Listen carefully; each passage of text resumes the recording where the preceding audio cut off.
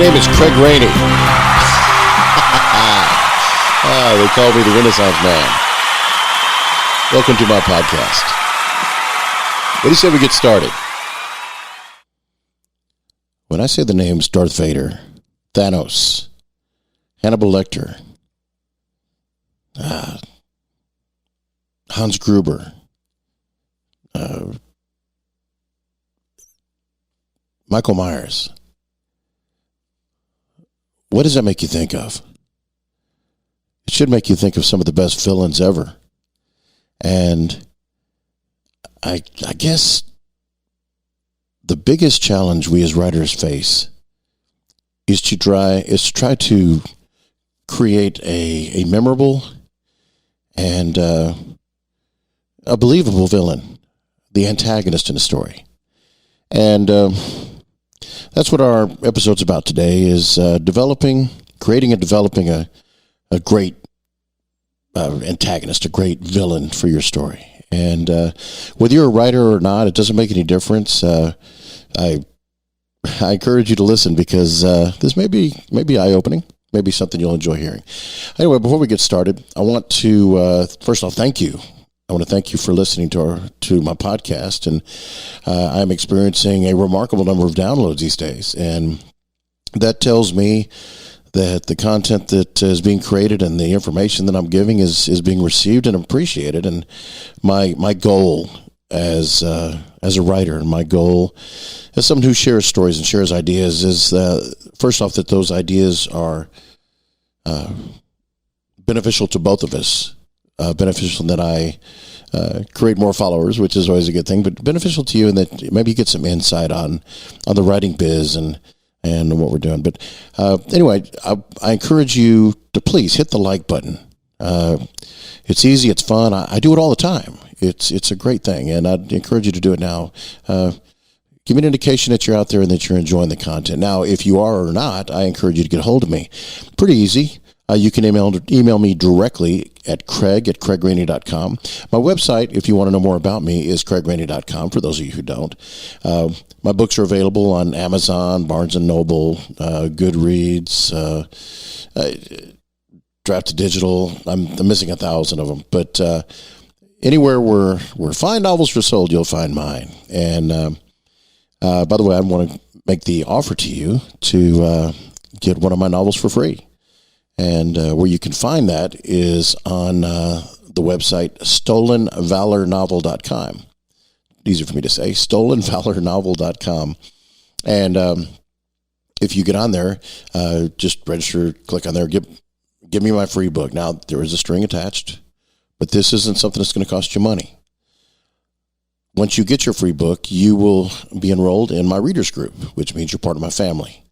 I make two promises to you. One is I will never spam you. And number two is I'm not going to send you offers of my swag and all this other kind of stuff and put you on email lists or everything else. I did that recently. I think I contributed to some cause or another as a charity or something like that. And I have been bombarded by emails where people are trying to get more money out of me. And I just, what a mistake. And you don't do that to family and friends. And that's who I consider you. When you become a member of my readers group, I consider you family and friend. And I'm not going to do that to you. I'll respect that. I will not sell your information to somebody else.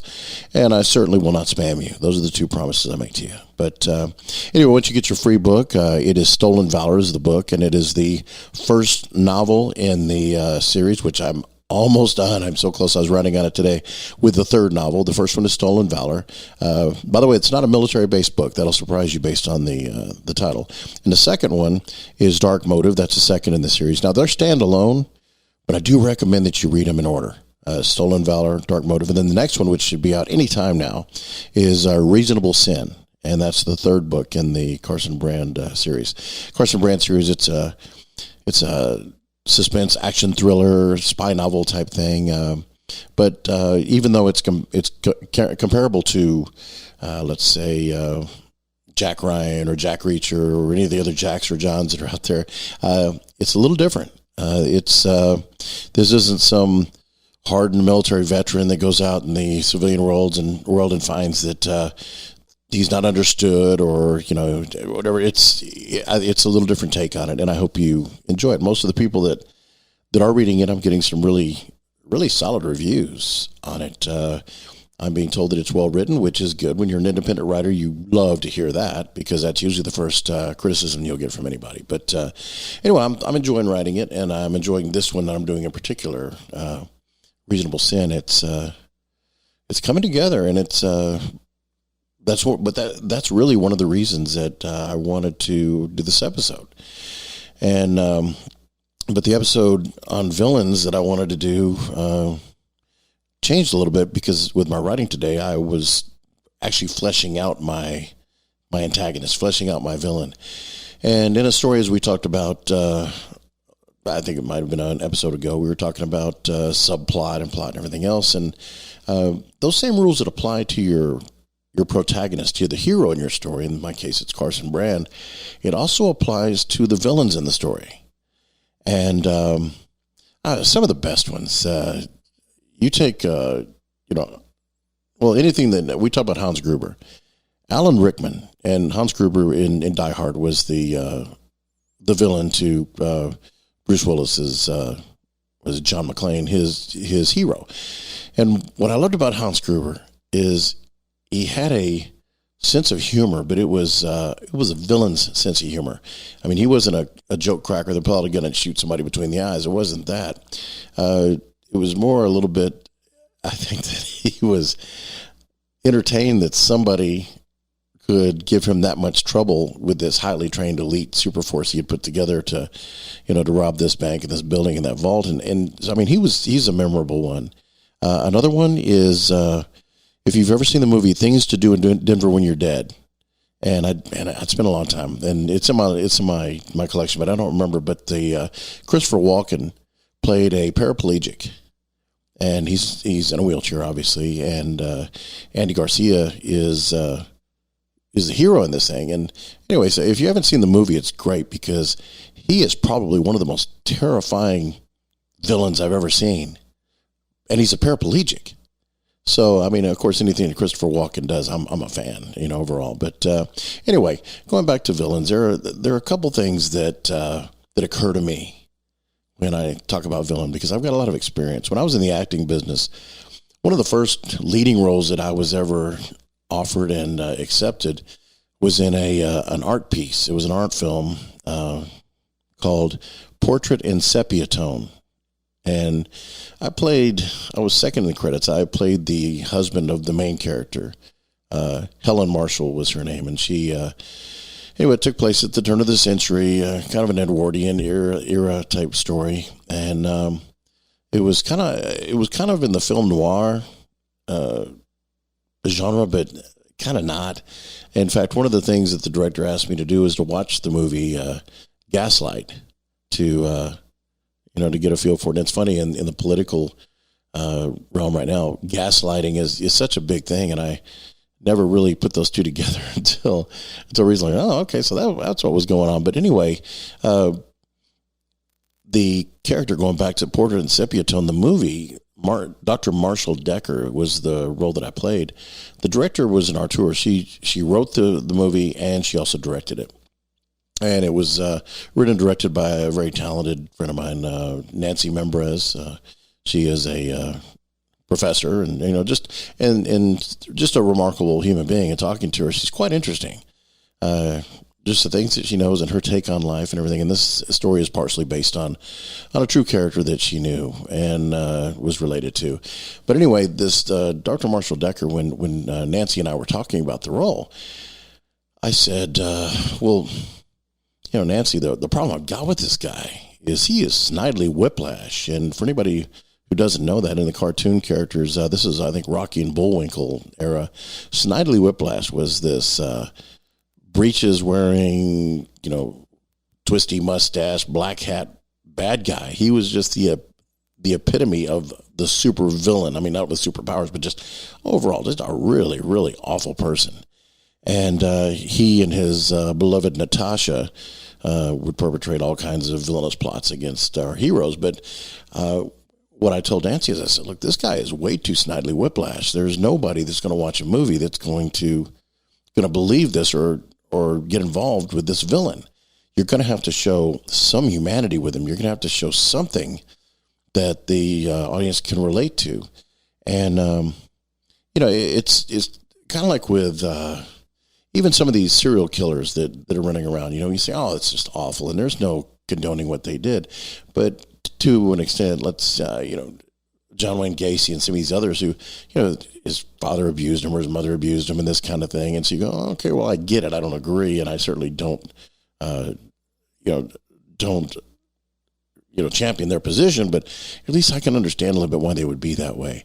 You take Thanos, with the, Marvel Universe. Well, Thanos was driven by, although twisted, very almost humanitarian means. He thought everything was over, the universe was overcrowded and he was going to get rid of a certain percentage of them so that there's more room for others. And so he decided this is what he wanted to do. And a lot of it had to do with, his relationship with, anyway, if you've seen the story, you've seen it. But the point is, he was written in a way that you go, okay, I kind of get it. I guess I don't agree with it, but I see why somebody might choose that path.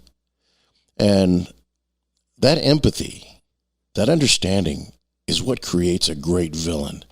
Because if the villain is just mean and the villain is just, by nature, I just want to kill things and break things. And I'm the one that, pulled wings off flies and, back legs off grasshoppers. See what they, well, that kind of thing, it's just an oddity. It's just bizarre. And that's not something that your audience or your readers are going to buy into. And if you want your story to succeed, and if you want people to really get involved in the story you're telling, whether it's novel, screenplay, movie, or whatever it may be, telling a story around a campfire, you want to make sure that you put as much effort into creating the villain as you did your hero. And, just like with a hero, and we've talked about the immortal mythos and the hero's journey. And, the hero is supposed to reject the journey and resist it. And then there's, compelling reasons why the hero takes on the journey.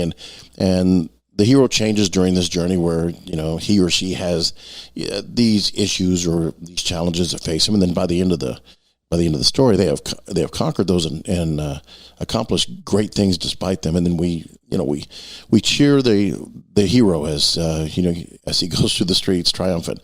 And the same thing with a villain. The best villain is the one that you miss. You go, oh man, why couldn't he have been a better guy? Why couldn't he have been a better girl? Why couldn't this villain just take in the straight and narrow? Because we really, hate to lose him. Game of Thrones was a great one for that. You get a good villain in place, and then they die, and it's like, oh well, they had it coming, but then you kind of miss them. And so that's a big part of creating your story. And the motivation of the villain has to be just as clear as the motivation of the hero, because we talked about the hero's journey. Well, there's a motivation that gets him going. The villain has to have that same motivation. There has to be a reason. There's a fire in this villain's gut that makes him or her strive and try to, win the world, do this thing. James Bond movies are probably the very best at creating these villains. And I think it gets a little old that they're trying to rule the world. I don't see what the point is. I don't see where the big prize of ruling the world is. And it's something that maybe I'm a small thinker, but I don't see that as something that I really buy into. And so as a result, I think that a lot of James Bond movies are, hot chicks and great tech and driving scenes and action and seeing a good looking guy in a tux, find his way in and out of trouble. But I think that if you really want to create a story and you really want that story to resonate with your audience or with your reader, you're going to have to find a villain that kind of syncs up with your character. In other words, in the Marvel Universe, you never saw Spider-Man fighting a Superman type villain.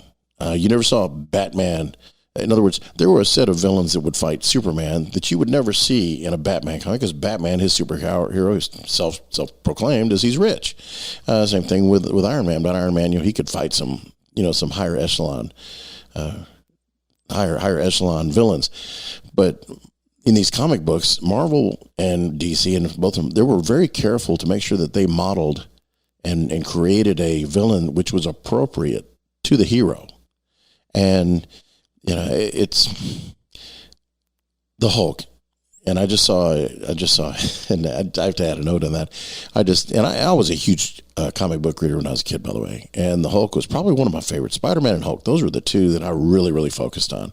And it's funny because my dad never let me read Marvel comics because he said that they were too dark and DC was, more palatable and so forth. And I grew up in a very, very Christian household. And, it's just, even having long hair, my dad was in the military. That's something that you just didn't do. But anyway, it's funny because nowadays in the DC comic world is so dark, and these people are so troubled. All these villains, of course, in Marvel, as She-Hulk said, and they always have to be orphans for some strange reason. But that's a formula. But with the Hulk, what's surprising me about this new, and I haven't seen it because it hasn't come out. By the time that this podcast is start to get wheels, get legs, it'll already be out.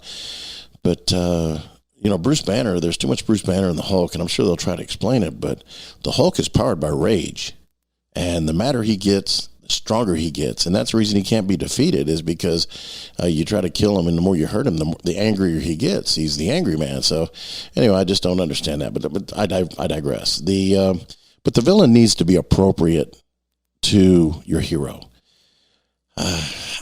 For instance, you wouldn't want your cowboy gunfighter to face to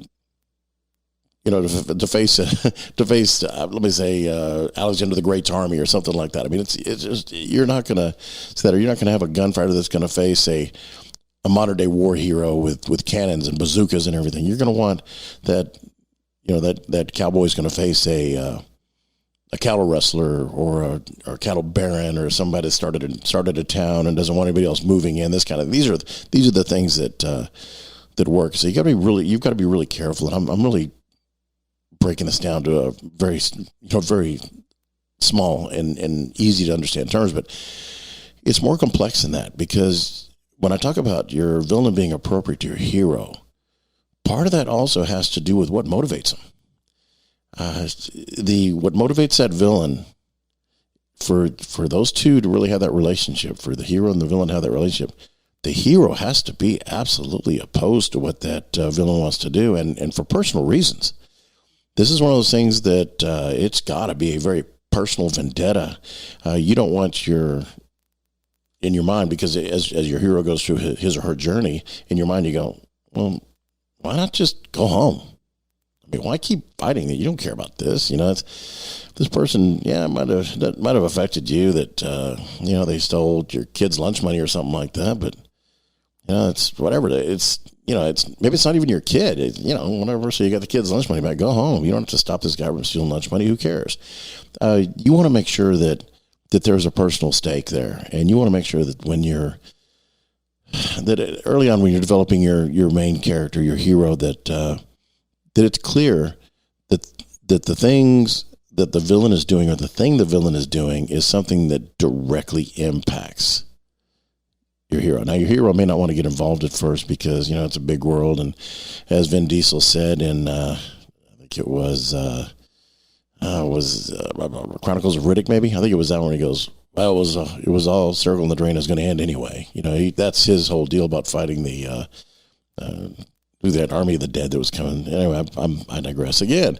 But just make sure that the villain is suitable for your hero, and also that the villain's goals and aims and dark plans are something that personally the hero feels strongly about, and it's important that is involved.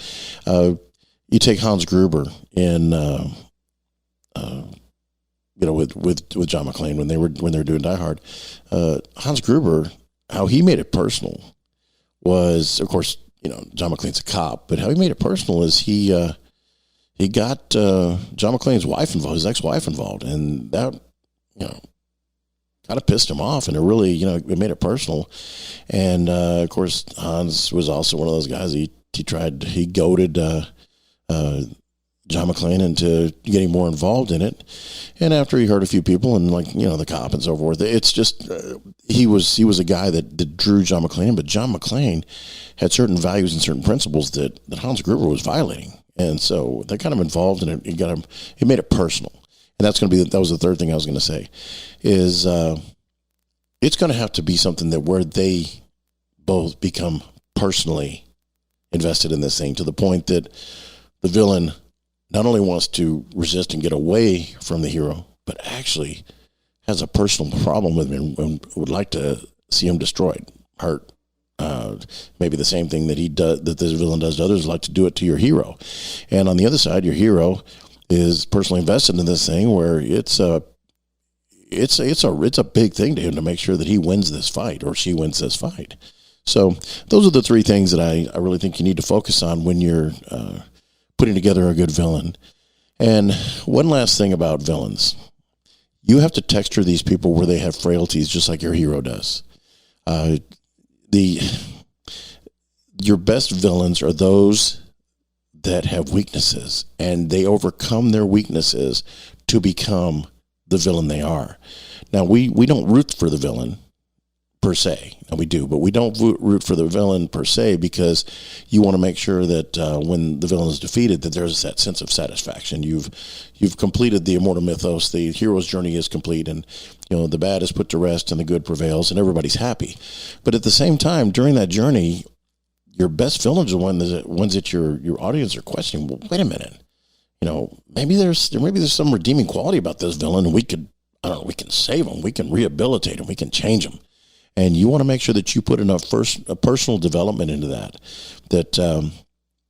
there is some, I'm going to say empathy, not sympathy. You want to have some empathy with that villain, but also you want to make sure that your villain arcs just exactly like your hero arcs. And we've talked about it before. Just quick review.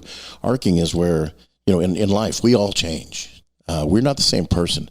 When we were single and running around and dating and everything else, we had a particular outlook on the opposite sex and a particular outlook on relationships. Then once we got married, we found out, wow, there's more of an investment of patience and time and work, and we have to be a little more selfless because there's somebody else we have to look out for, and we want them to be happy too.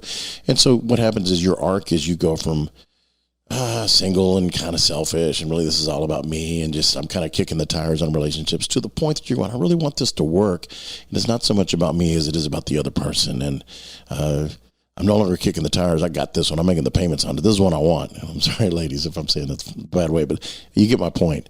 You want the villain to do the same thing. You want that villain to arc. You want that villain to start out at a certain place. And some of the more clever turns that I've seen with these villains is where they actually start questioning their goals. And then there's always a very clever some circumstance that pushes them right back into the line of doing what they're supposed to do. But those little things where they have the moment, they go, well, I'm not sure, and then all of a sudden the audience goes, oh wow, okay, so maybe we can rehabilitate this villain. Then of course, a really well done story, we just push that villain back, and that villain pays the ultimate price, or goes to jail, whatever it may be. But anyway, that's my take on villains, and I hope that I don't know, maybe you got some ideas of your own about villains. Please email me, let me know. But again, hit that like button. It's fun. It's easy. I do it all the time. But ultimately, I appreciate your time and your listenership. And again, thank you so much for downloading. It means the world to me that people all over the world are listening, paying attention. Anyway, have a good one. I'll let you know when Reasonable Sin is out and ready to go.